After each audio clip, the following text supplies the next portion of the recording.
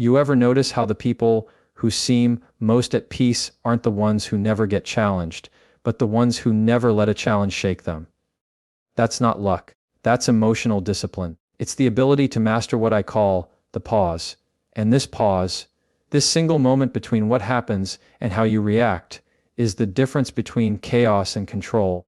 Let's get something clear. Being unbothered doesn't mean you don't feel. It means you don't let your feelings run the show.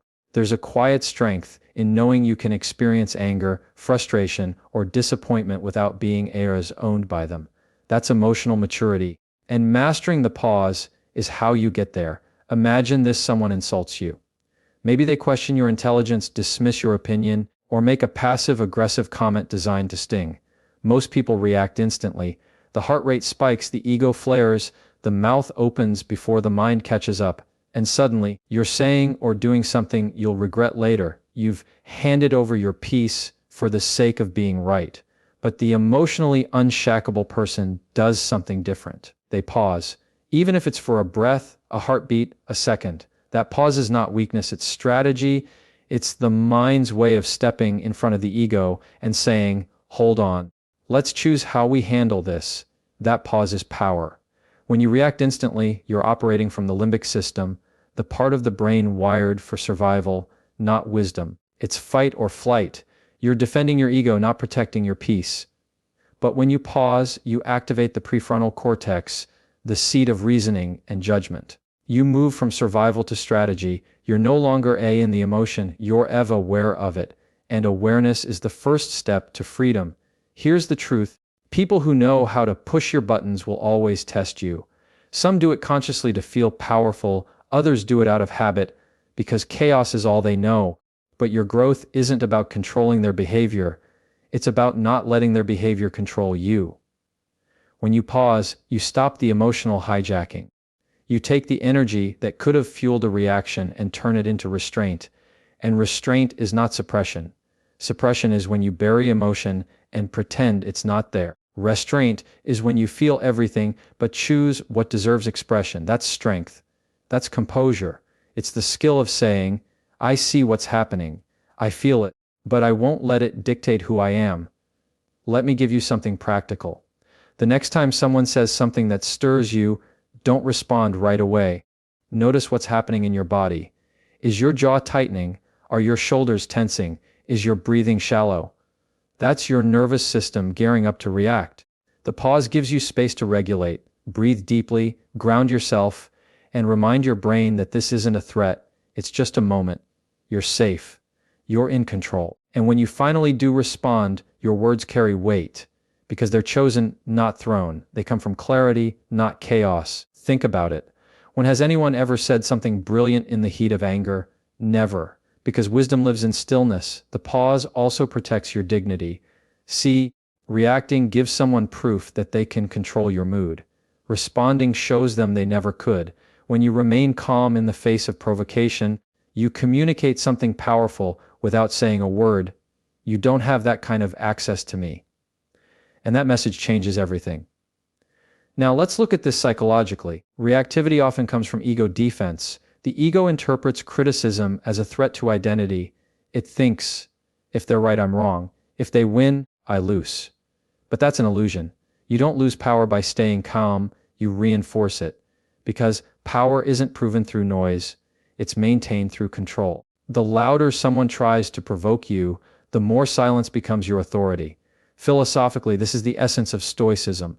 Marcus Aurelius said, "You have power over your mind, not outside events. Realize this, and you will find strength." That's exactly what mastering the pause is. It's understanding that no one can make you react unless you give them permission. You're not ignoring reality, you're managing your internal one. You're no longer the puppet of circumstance, you're the puppeteer of your own state. In relationships, this is everything. When you react emotionally to every word or behavior, you teach people that your emotions are accessible, that they can manipulate your peace with their energy. But when you pause, when you stay composed, people start recalibrating around you. They learn that your peace is private property. Not everyone gets to enter. And yes, sometimes silence will make others uncomfortable. That's okay. Let it. You're not responsible for soothing someone else's discomfort with your calm. Their need for chaos doesn't require your participation. The pause also helps you protect what really matters: your time, your focus, your energy.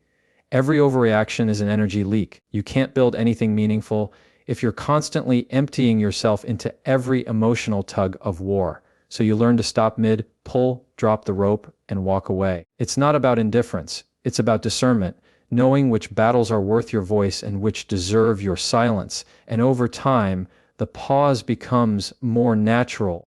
You start noticing that you don't rise to every bait. You don't chase closure in conversations that don't deserve it. You don't match someone's volume to prove your point. You start valuing peace over being understood. Because here's the secret: when you're truly unbothered, understanding becomes optional. You're not living for validation. You're living from stability. The pause is where confidence lives.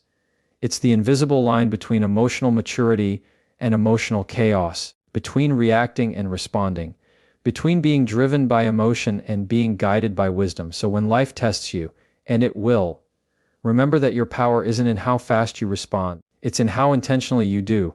The next time someone tries to shake your calm, let that be your cue to pause. Breathe, think, choose. Because every time you do, you're teaching your mind that peace is a choice, not a reward. And when you can pause under pressure, when you can stand still in the storm and still think clearly, that's when you've mastered emotional control. That's when you stop being tossed around by life and start steering it. Because true power isn't about controlling others, it's about mastering yourself. You ever notice how much of our peace depends on things we can't actually control? We stress about what people think, how situations turn out, what someone might say or not say, and whether life unfolds the way we imagined. And yet, none of that truly belongs to us. The reason most people stay emotionally fragile isn't because life is unfair. It's because they're fighting battles that aren't theirs to win. The secret to becoming unbothered and emotionally unshakable is learning to detach from the outcome and control what's yours. That's easier said than done, right?